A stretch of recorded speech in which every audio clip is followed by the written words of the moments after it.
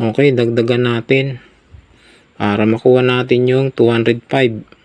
Ikot pa tayo, mga gawin na nating 1,000. Pag sumobra, babawasan natin.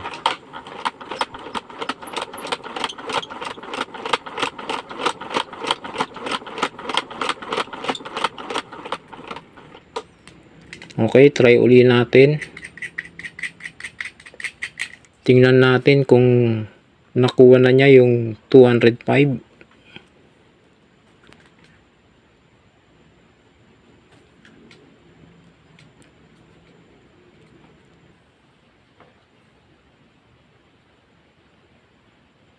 Ayan, 205.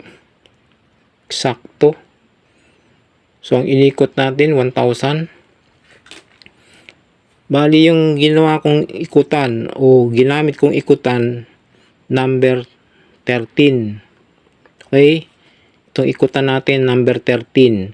Inikot ko siya ng 1,000. Lumabas yung 205. Okay? So, apat na 205 equals 820.